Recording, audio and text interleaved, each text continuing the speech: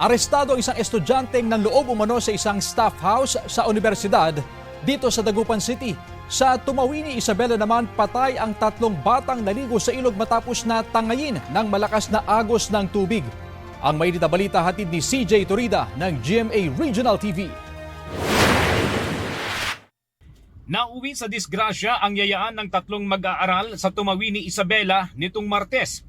Ayon sa mga awtoridad, suspendido ang klase sa probinsya dahil sa masamang panahon. Nagkayayaang maligo ang 3 bata na may edad mula 8 hanggang 10 sa Cagayan River. Sa gitna ng paliligo, tinangay sila ng malakas na agos ng tubig. Miyerkules nang matagpuan ang bangkay ng mga bata matapos ang retrieval operations.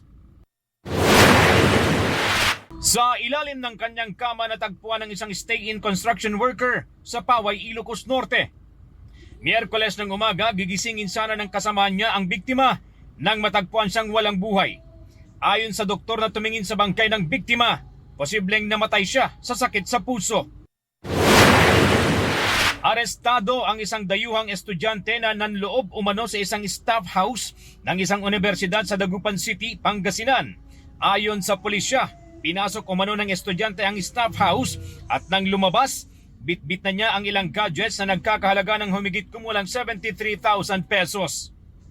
Nasa kustodiya na ng pulisya ang estudyante na mahaharap sa karampatang reklamo. Wala siyang pahayag. CJ Torida ng GMA Regional TV, nagbabalita para sa GMA Integrated News.